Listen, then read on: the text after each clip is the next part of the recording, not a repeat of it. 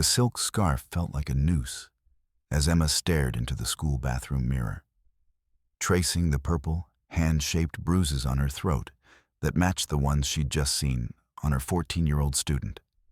Outside, the heavy, rhythmic thud of men's dress shoes echoed down the hallway, stopping dead right behind the bathroom door. Emma held her breath, her eyes locked on the turning handle, realizing that the man she called husband wasn't just monitoring her phone calls anymore. He was now standing in the shadows of her only sanctuary. Back at the house, a sliver of white paper protruding from her husband's locked desk drawer changed everything. As she pulled the document free, the front door groaned open, and the house's climate-controlled silence was punctured by a familiar, chillingly calm voice calling her name from the foyer. Emma scrambled to hide the paper, but as the shadow of a man who dealt in steel and secrets loomed in the doorway, she realized the fragile life he had built for her was actually a high-tech cage, and the lock was about to turn for the last time. The fluorescent light in the school bathroom flickered like a dying heartbeat, casting jagged shadows across the chipped porcelain sinks. Emma Caldwell pressed her palms against the cold metal of the faucet, watching the water swirl down the drain in rust-colored spirals. The scent of industrial cleaner burned her nostrils, but she inhaled deeply anyway, as if the chemical sting could scrub away the memory of Mark's cologne clinging to her skin. Her fingers trembled while unwinding the silk scarf from her throat. The bruises there had darkened overnight, purple and yellow like overripe fruit. She traced the edge of one with her thumbnail, wincing when the pressure sent a sharp pulse through her collarbone. The mirror above the sink showed a woman with hollow cheeks and eyes that had learned to flinch before the blow landed. A door slammed somewhere down the hall. Emma's breath hitched, her body locking in place. Footsteps, too heavy to be a student's, echoed against the linoleum. She yanked the scarf back into place, fingers fumbling with the knot. The footsteps stopped outside the bathroom. A pause, then the slow creak of the door handle turning.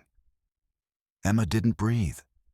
The hinges groaned as the door inched open, revealing a sliver of the hallway's sickly yellow light. A shadow stretched across the threshold, too broad to be anyone but him. Her pulse roared in her ears, drowning out the drip of a faulty faucet. She counted the seconds in her head. 1, 2, 3. Before the shadow retreated, the door clicked shut.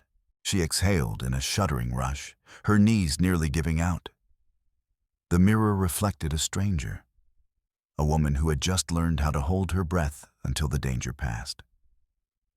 Emma turned on the faucet again, splashing cold water onto her wrists. The shock of it grounded her. She had 5 minutes before her next class. 5 minutes to smooth her hair, to school her expression, to become the woman who didn't flinch. Outside, the bell rang. Somewhere down the hall, a locker slammed. Emma straightened her shoulders and walked toward the sound, her heels clicking against the floor like a metronome, counting down to the next performance. The hallway was a tunnel of lockers and teenagers, a chaotic sea of denim and high-pitched laughter that usually offered her a strange sort of sanctuary. In this building, she was Mrs. Caldwell, the school psychologist, the woman with the answers, the steady hand. She reached her office, a small room tucked away near the library that smelled of old paper and the faint, sweet scent of the vanilla candle she wasn't technically allowed to light. Across from her desk, a boy sat hunched over, his shoulders pulled up to his ears as if trying to disappear into the fabric of his oversized hoodie. This was Toby. He was 14, but in the harsh light of the office, he looked barely 10. His knuckles were white, gripping the edge of the plastic chair with a desperation that Emma recognized in her own bones. "The silence is okay, Toby," Emma said, her voice dropping to that soft, velvet register she used when a child was on the verge of shattering. "We have all the time we need. All the time." She watched him carefully, noting the way his eyes darted toward the door every time a heavy footstep passed in the corridor. He was vibrating with a silent frequency, a hum of terror that she could feel through the floorboards.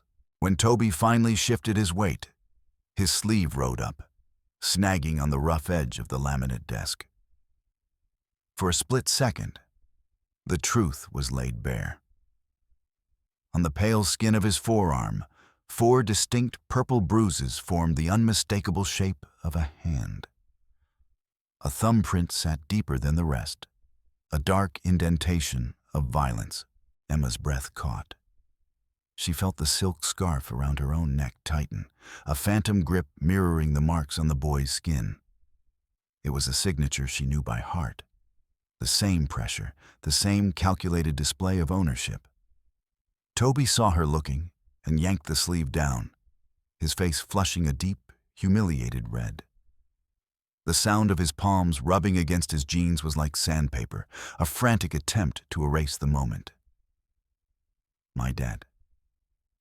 He just gets stressed, you know," Toby whispered, his voice cracking. "He doesn't mean it. It's just the work. The pressure." "Pressure?" Emma leaned forward, her hands clasped tightly on the desk to hide their shaking. "I know about pressure, Toby. I know how it feels when the person who is supposed to be your anchor becomes the storm. The storm." The boy looked up then, and for a fleeting second, their eyes met in a bridge of shared, unspoken agony. He didn't need to say more. The air in the room felt heavy, thick with the weight of 2 lives being crushed by the same brand of man.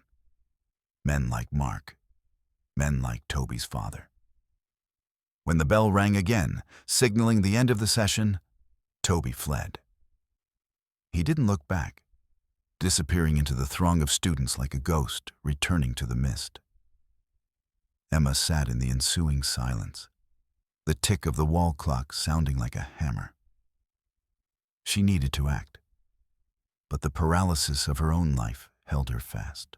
The drive home to the Boise foothills was a blur of parched hills and the jagged silhouette of the mountains against a bruised evening sky.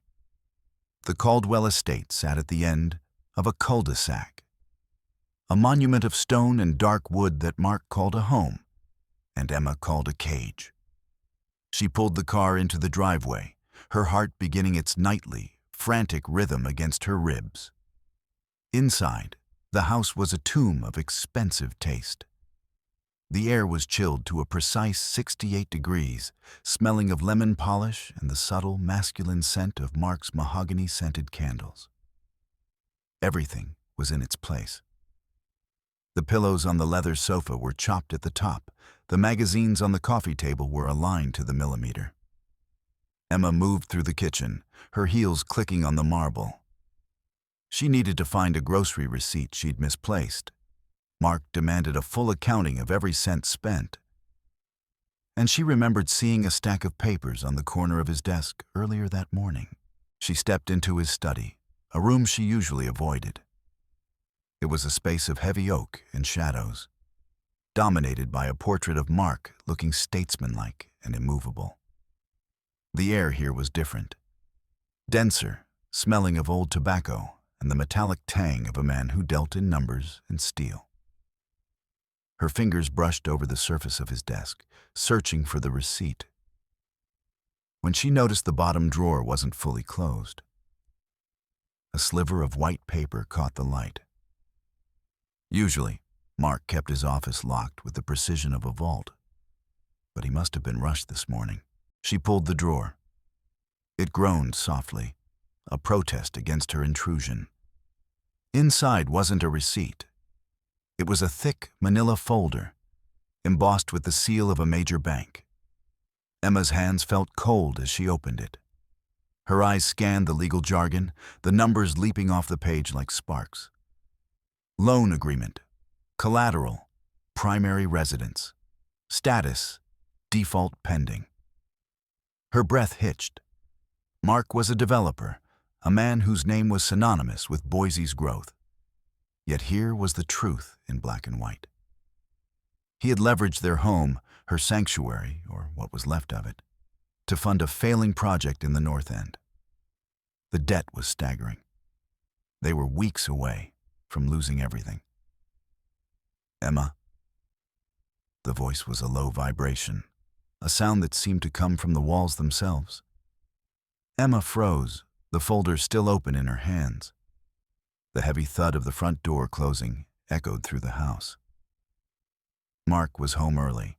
She scrambled to shove the folder back into the drawer, her movements frantic and clumsy. The paper crinkled, a sound like a gunshot in the quiet room. She slid the drawer shut, just as the shadow appeared in the doorway. Mark stood there, his silhouette blocking the light from the hallway.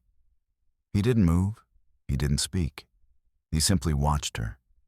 His head tilted slightly to the side like a predator observing a sudden movement in the brush. He was still in his suit, the fabric perfectly pressed, his Rolex gleaming on his wrist. "What are you doing in here, Emma?" he asked. His voice was calm, devoid of heat, which was always when he was most dangerous. I was looking for the receipt for the dry cleaners," she lied, her voice thin and reedy. "I thought I left it on the corner of the desk." "The desk?" Mark stepped into the room. The space seemed to shrink as he approached. He didn't look at the desk. He looked at her. He reached out, his hand moving slowly, and traced the line of her silk scarf. "You're acting nervous, Emma. You know I don't like it when you get erratic. It's not good for your nerves." "Your nerves?" He leaned in, his face inches from hers. She could smell the expensive scotch on his breath, the scent of power and decay. He looked down at the drawer she had just closed. One corner of the folder was still peeking out, a tiny white tongue of betrayal. Emma's heart hammered so hard she thought it would bruise her lungs. Mark's eyes shifted from the drawer back to her face. A slow, terrifying smile spread across his lips, but it never reached his eyes. Those remained cold, as gray and hard as the Boise pavement in midwinter. "Go upstairs, Emma," he whispered. "I think you need to lie down. You're clearly not yourself today." She didn't argue. She couldn't. She backed out of the room, her legs feeling like water, and fled to the bedroom. She locked the door, leaning against it as the silence of the house settled back in, heavy and suffocating. She knew then that the illusion was over. The man she lived with wasn't just a monster in the dark. He was a man drowning, and he would have no qualms about pulling her under with him. The next few days were a blur of calculated silence. Emma moved through the house like a ghost, her every movement tracked by Mark's heavy, lingering gaze.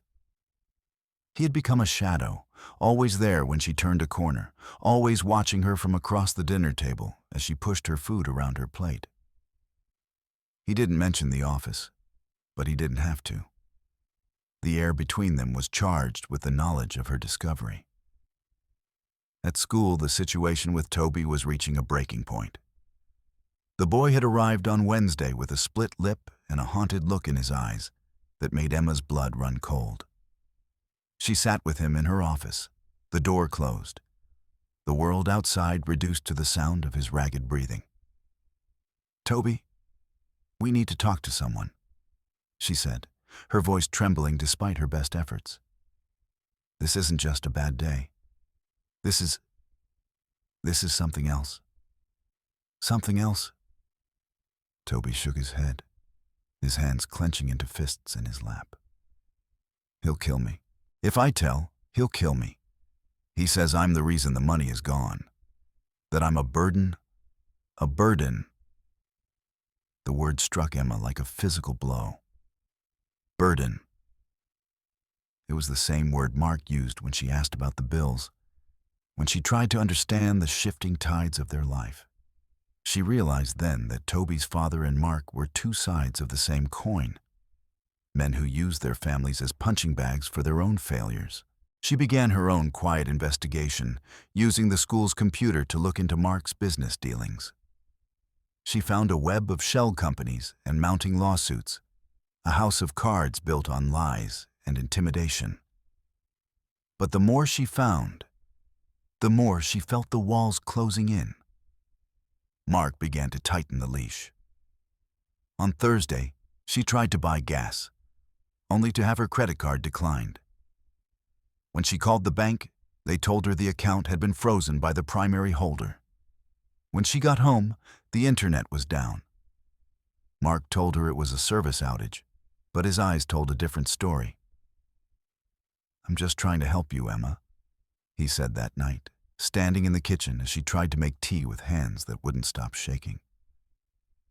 "You've been so stressed lately, seeing things, imagining things. I think it's best if we limit your distractions." Distractions. He walked over to her and took the kettle from her hand. His grip was firm, his fingers digging into her skin. He leaned down, his lips brushing her ear. "I saw you in the study again today, Emma. On the cameras." Emma's heart stopped. "Cameras?" Mark smiled, a thin, cruel line. "For your safety, of course. I need to know you're okay when I'm not here. You've been so fragile." Fragile. He led her to the living room and sat her down on the sofa. He turned on the television, but instead of the news, the screen showed a grainy, black and white feed of their bedroom. Then the kitchen, then the hallway. Emma watched her own ghost-like image moving through the house, a prisoner in a digital panopticon. "I've spoken to Dr. Richardson," Mark continued, his voice smooth and terrifyingly reasonable. "He agrees that you're having a bit of a breakdown. We've discussed some residential options, somewhere you can get the help you need." The help, Emma looked at him, and for the first time, the fear was replaced by a cold, sharp clarity. He wasn't just trying to hide his financial ruin. He was trying to erase her. If she was declared mentally unstable, her testimony about his business dealings would be worthless. She would be locked away, and he would be free to burn everything down. "I'm not going anywhere, Mark," she said, her voice surprisingly steady. Mark's expression didn't change, but the air in the room seemed to drop 10 degrees. He reached out and grabbed her chin, forcing her to look at him. "You don't have a choice, Emma. I've already signed the papers. You're not well. Everyone knows it. The neighbors, the school. I've told them all how worried I am about your episodes." "Your episodes." He let go of her chin and stood up, smoothing his suit. "We leave tomorrow morning. Pack a bag. Just the essentials." "The essentials?" He walked out of the room, locking the door behind him. Emma sat in the dark, the blue light of the security monitors casting a sickly glow over the room. She was trapped. No money, no phone, no way out. But as she looked at the screen, she saw a blind spot, a small, dark corner in the laundry room where the camera didn't reach. It was a tiny crack in his armor, but it was all she needed. She waited until she heard the heavy, rhythmic sound of Mark snoring from the bedroom. She moved with the silence of a predator, her bare feet making no sound on the cold floors. She reached the laundry room and climbed onto the washer, reaching up to the small, high window that looked out onto the backyard. It was a tight squeeze, the wooden frame scraping against her ribs, but she didn't care. She pushed herself through, tumbling into the damp grass below. The night air was cold, smelling of pine and the distant, dusty scent of the desert. She ran. She didn't have her shoes, her feet bleeding from the gravel of the driveway.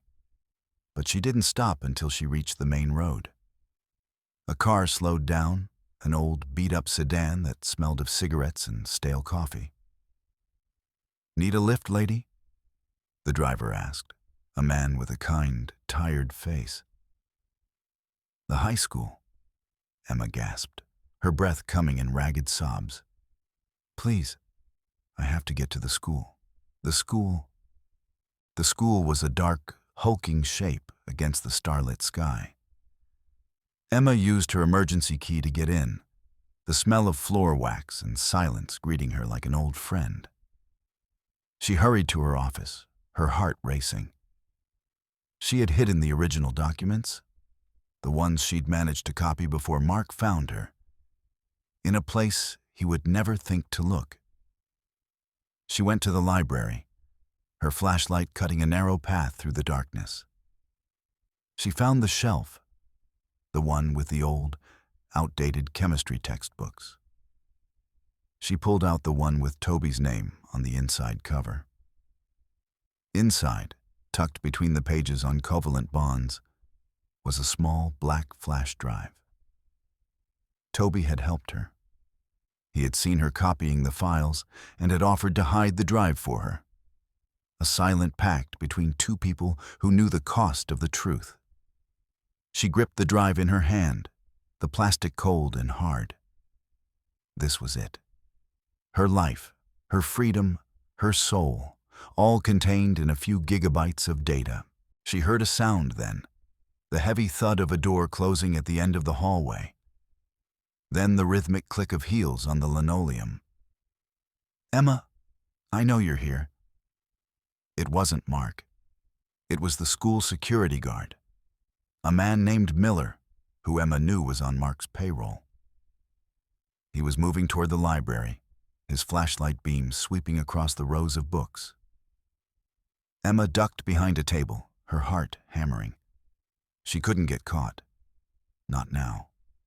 She saw the service elevator in the corner, a small manual lift used for moving book carts. She scrambled inside, pulling the gate shut just as Miller's light hit the spot where she'd been standing.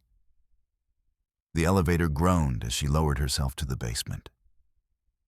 She burst out into the boiler room, the air thick with the smell of oil and heat.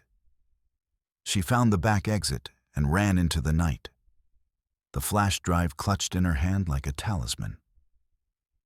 The town hall was packed.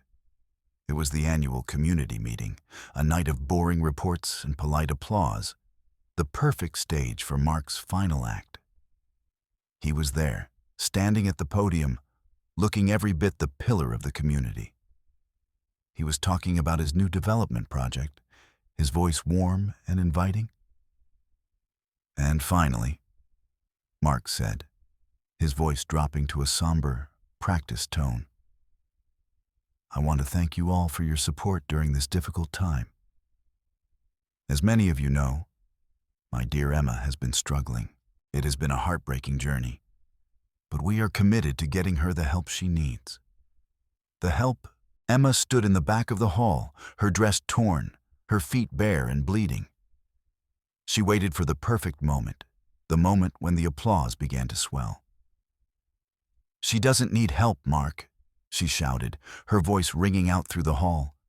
She needs the truth. The room went silent. Every head turned toward the back. Mark froze, his face turning a sickly shade of gray. Emma walked down the center aisle, her head held high. She reached the podium and handed the flash drive to the mayor, who was sitting at the head table.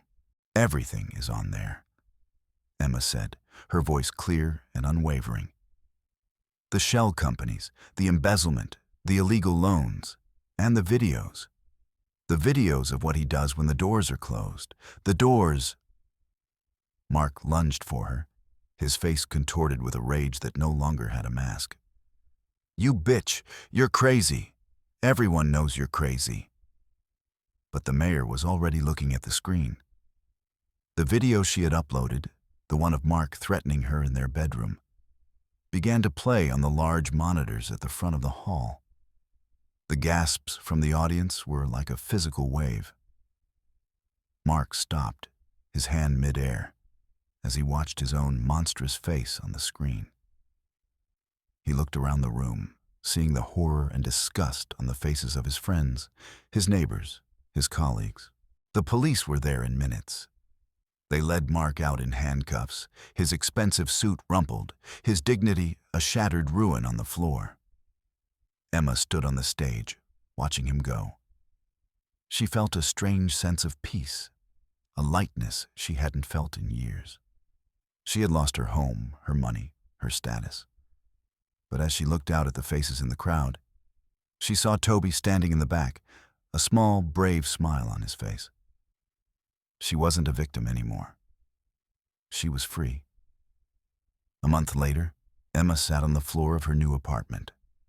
It was small, a single room with a view of the mountains and a kitchen that smelled of fresh coffee and hope.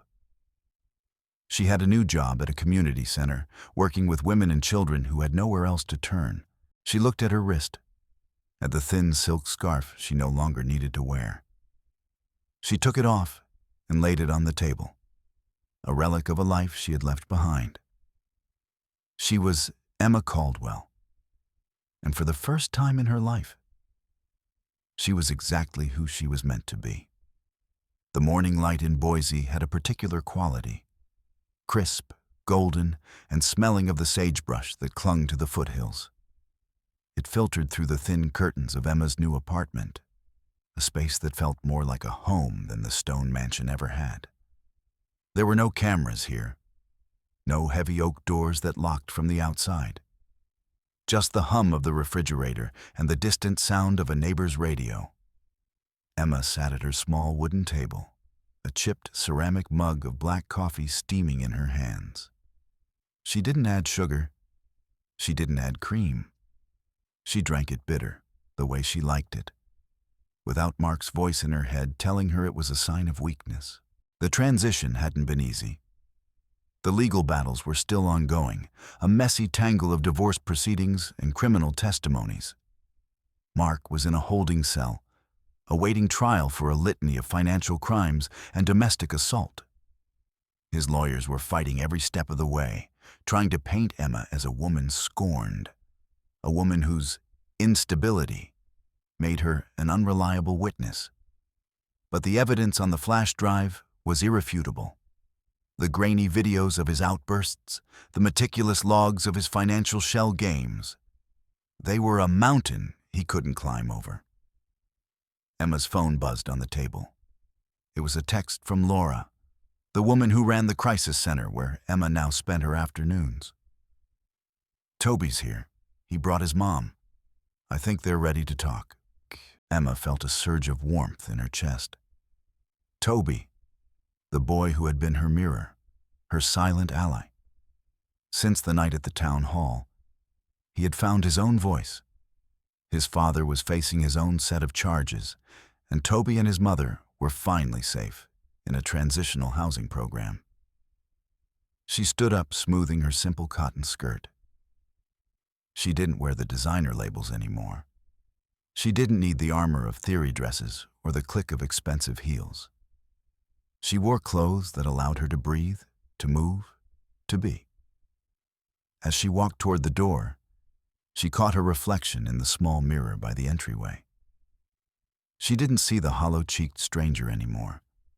Her eyes were clear, the dark circles fading. There was a strength in the set of her jaw that hadn't been there before, a resilience forged in the fire of her own survival. She stepped out into the hallway, the air smelling of floor wax and the faint, sweet scent of someone's breakfast. She walked down the stairs, her footsteps light and steady. Outside, the city of Boise was waking up.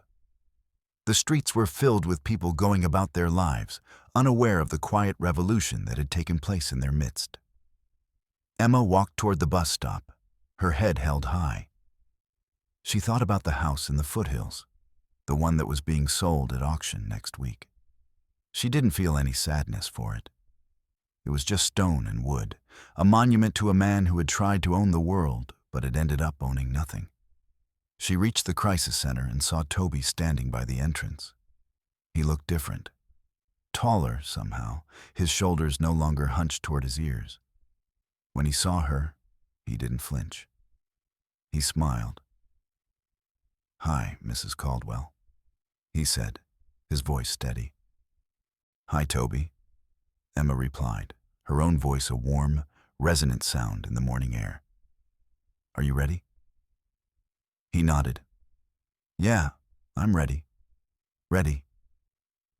They walked inside together, leaving the shadows of the past behind them.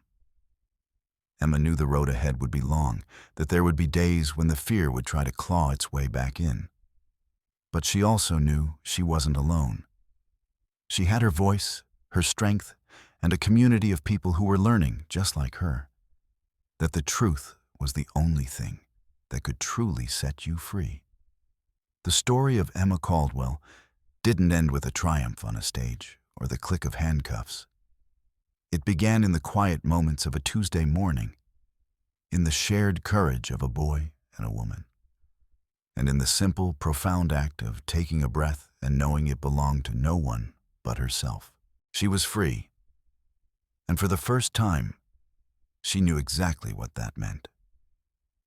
The courtroom was a cavern of polished wood and hushed whispers, a space where lives were dissected with the cold precision of a surgeon's scalpel. Emma sat on the witness stand, her hands folded neatly in her lap. She didn't look at Mark, who sat at the defense table, his face a mask of practiced indifference. He looked smaller than she remembered, his expensive suit hanging slightly loose on his frame, his eyes darting around the room like a trapped animal. The prosecutor, a woman with sharp eyes and a voice like a whip, was going through the final set of questions. "Mrs. Caldwell, can you tell the court why you didn't leave sooner?" Emma took a breath. It was the question she had asked herself 1,000 times. The question that haunted the late-night hours when the silence of her apartment felt too loud. "Because I didn't think I had anywhere to go," she said, her voice clear and carrying to the back of the room. He had spent years convincing me that I was nothing without him, that I was broken, that the world was a dangerous place and he was the only thing keeping me safe. He didn't just control my money. He controlled my reality. My reality. She looked at the jury, a group of 12 strangers who held her future in their hands. It's not just about the blows you can see. It's about the ones you can't. The way a person can use your own mind against you until you don't even recognize yourself in the mirror. But I recognize myself now. I recognize... Mark's lawyer stood up, his voice dripping with condescension. "Objection, Your Honor. The witness is getting theatrical. Overruled," the judge said, her voice firm. "Continue, Mrs. Caldwell." Emma turned her gaze back to the prosecutor. "I stayed because I was afraid. But I left because I realized that the fear of staying was finally greater than the fear of leaving. I saw a boy who was going through the same thing, and I realized that if I didn't act, I was just as guilty as the man who was hurting him. I had to be the person I wanted him to be. The person..." When she finally stepped down from the stand, she felt a strange sense of lightness. She had said her piece. She had laid the truth bare for the world to see. The verdict came 3 days later. Guilty on all counts. Emma was in the crisis center when she heard the news. She was sitting with a young woman who had just arrived, her face bruised and her eyes filled with the same haunting terror Emma had once known so well. "He's going to prison," Laura said, walking into the room with a wide, triumphant smile. "For a long time, Emma. A long time." Emma felt a surge of relief, but it was tempered by the knowledge of the work that still lay ahead. Mark was gone, but the system that had allowed him to thrive was still there. The men like him were still out there, hiding behind expensive suits and community awards. She turned back to the young woman sitting across from her. She reached out and took her hand, her own fingers steady and warm. "You're safe now," Emma said, her voice a soft, velvet anchor in the storm. "We're going to help you. We're going to find your voice. Your voice The young woman looked up, a flicker of hope in her eyes. Can I really do it? Can I really leave? Emma smiled, a genuine, radiant smile that reached all the way to her eyes. Yes, you can. I did. And you will too. You will. As the sun set over the Boise Mountains, casting a long, golden glow over the city, Emma Caldwell walked home. She stopped at a small park along the way, watching a group of children play on the swings. Their laughter was a bright, chaotic sound, a reminder of the resilience of the human spirit. She thought about the woman she had been a year ago, the woman who had held her breath in a school bathroom, waiting for the danger to pass. That woman was gone now, replaced by someone who knew how to breathe, how to speak, how to fight. The house in the foothills was gone. The money was gone. The life she had known was a pile of ash in the rearview mirror. But as she reached her apartment and turned the key in the lock, she knew she had never been richer. She had her freedom. She had her voice. And she had the knowledge that she had made a difference in the life of a boy who had once been just as lost as she was. She walked over to the window and looked out at the city light. She wasn't afraid of the dark anymore. She knew how to find the light, and she knew how to share it with others. She was Emma Caldwell, and she was finally, truly home. The months turned into a year, and the name Caldwell began to fade from the headlines, replaced by newer scandals and fresher tragedies. For Emma, the passage of time was marked not by the news, but by the steady, quiet growth of her new life. She had become a fixture at the crisis center, her office a sanctuary for those who had forgotten what safety felt like. She had a reputation for being the one who could reach the most unreachable, the one who knew the geography of trauma because she had mapped it with her own blood and tears. Toby was doing well. He was a junior in high school now, a star on the debate team, his voice a powerful tool that he used to advocate for others. He still visited Emma once a week, and they would sit in the park and talk about the future, about college, about dreams, about the people they were becoming. I want to be a lawyer, he told her one afternoon, his eyes bright with determination. I want to help people like us, people who don't think they have a voice. A voice. Emma smiled, her heart swelling with pride. You'll be a great lawyer, Toby. You already have the most important thing, the truth. The truth. Her own life had settled into a comfortable rhythm. She had a small circle of friends, people who knew her for who she was, not for the man she had been married to. She went on hikes in the foothills, the same hills that had once felt like the walls of a prison, and found beauty in the rugged, unforgiving landscape. She even started dating again, a slow, cautious process that felt like learning a new language. His name was Ben, a high school teacher with a kind laugh and a patience that Emma found both terrifying and wonderful.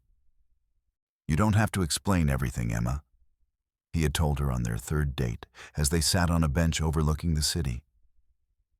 I'm just happy to be here with you. Just here.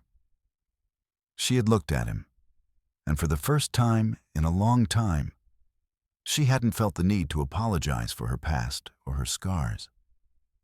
She had simply taken his hand and watched the sun go down. The final chapter of the Mark Caldwell saga came in the form of a letter from the state prison. He was applying for parole, citing good behavior and a renewed commitment to his faith. Emma sat at her kitchen table, the letter in her hand. She felt a momentary flicker of the old fear, a cold shadow passing over her heart. But then she took a breath and looked around her apartment. She saw the books on her shelves, the flowers on her windowsill, the life she had built from the ruins of his destruction. She sat down and wrote a letter to the parole board. She didn't write about her anger or her pain. She wrote about the facts. She wrote about the systematic nature of his abuse, the calculated way he had manipulated everyone around him. and the danger he still posed to anyone who crossed his path. "He hasn't changed," she wrote, her pen moving steadily across the paper. "He has simply found a new mask. A person like Mark Caldwell doesn't seek redemption. He seeks control. And the world is a safer place when that control is limited to the four walls of a prison cell." A cell. The parole was denied. Emma felt a sense of closure that she hadn't expected. It wasn't about revenge, it was about justice. It was about knowing that the man who had tried to erase her was finally being held accountable for his actions. She went to work the next day, her steps light and purposeful. She spent the morning with a group of teenagers, talking to them about healthy relationships and the importance of setting boundaries. "You are the only one who gets to decide who you are," she told them, her voice a steady, encouraging presence in the room. "Don't let anyone else tell you your story.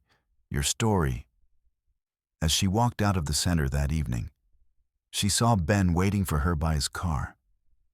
He had a bunch of wildflowers in his hand and a smile that made her feel like she was exactly where she was supposed to be. "Ready for dinner?" he asked. "Yeah," Emma replied, taking the flowers and leaning in to kiss him. "I'm ready." Ready.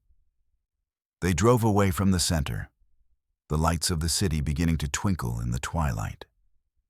Emma looked out the window, her reflection in the glass a testament to the power of the human spirit to endure, to overcome, and to flourish. She was Emma Caldwell. She was a survivor. She was a teacher. She was a friend. She was a woman who was no longer afraid of her own voice. And as the city of Boise faded into the distance, she knew that the best parts of her story were still waiting to be written. She was free, and she was finally, truly happy. The seasons in Idaho shifted with a predictable, rugged beauty, moving from the searing heat of summer to the crisp, golden decline of autumn. For Emma, each change brought a new layer of healing, a deepening of the roots she had planted in her new life. It had been 2 years since the night at the town hall. 2 years since she had walked away from the stone mansion and the man who had tried to break her. She was sitting on her balcony, a light sweater draped over her shoulders, watching the first few leaves of the season drift to the pavement below. The air was cool, smelling of wood smoke and the promise of frost. Her life was full, in ways she had never imagined possible.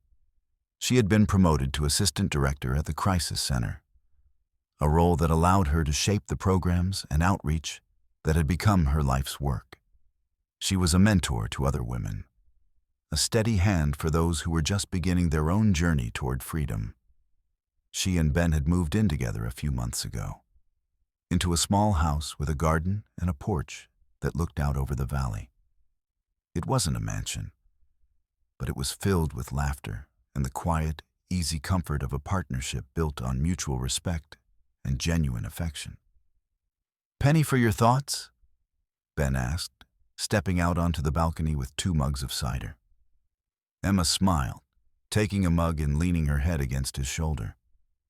"I was just thinking about how far we've come." "How far?" Ben kissed the top of her head. "You've come a long way, Emma.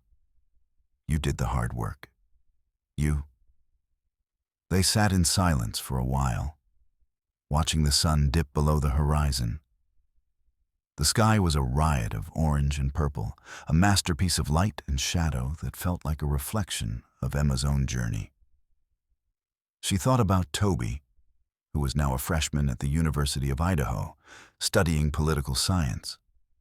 He was thriving, his voice a powerful force for change on campus.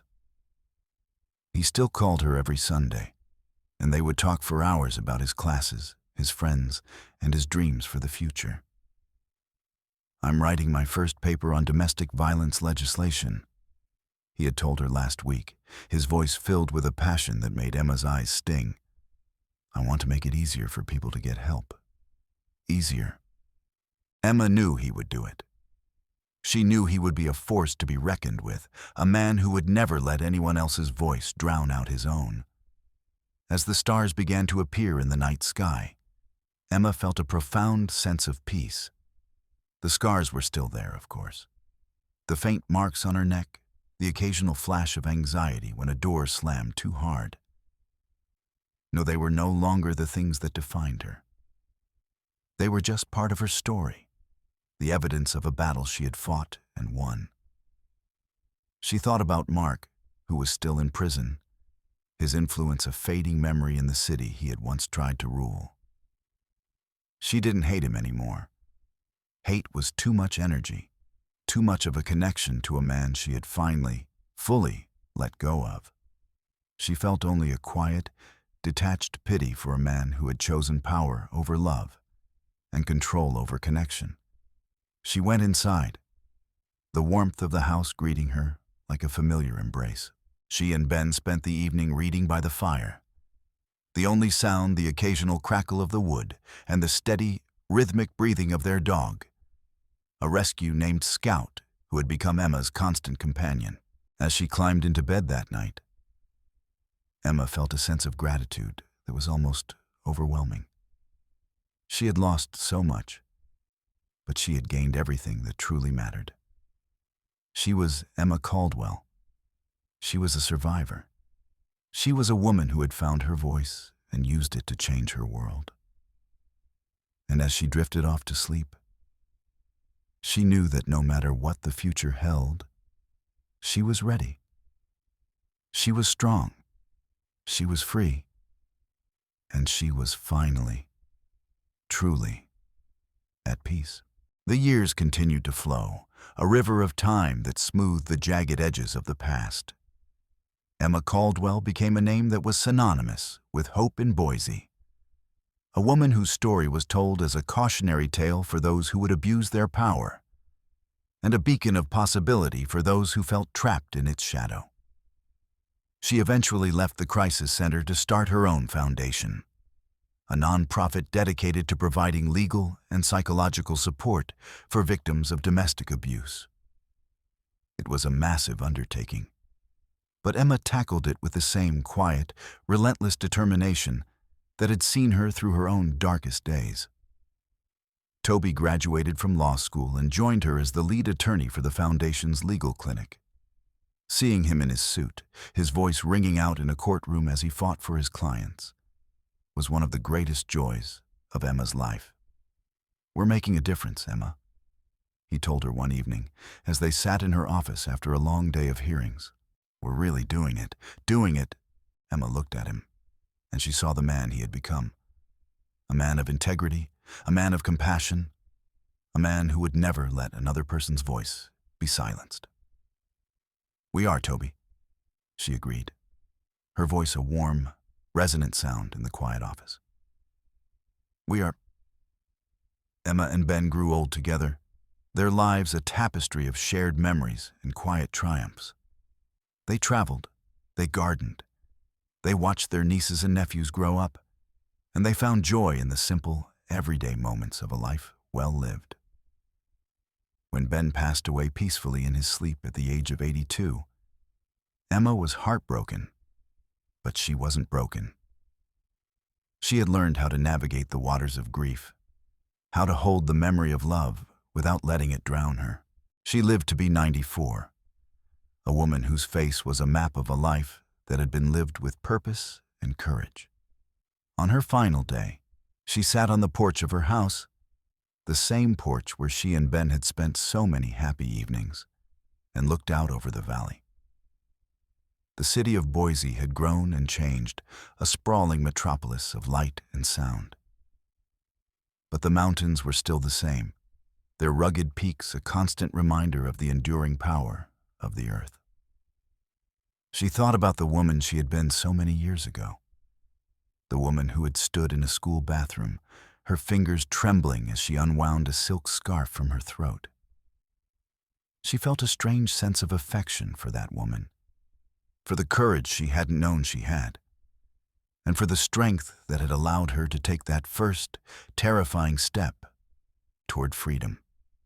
She closed her eyes, the warmth of the sun on her face, the sound of the wind in the trees, a gentle, soothing lullaby. She was Emma Caldwell. She had been a victim, a survivor, a teacher, a leader, a friend, a wife, and a mother in every way that mattered. She had found her voice. She had used it to change her world. And as she took her final breath, she knew that her story would live on in the voices of all the people she had helped to find their own. She was free. She was at peace. She was home.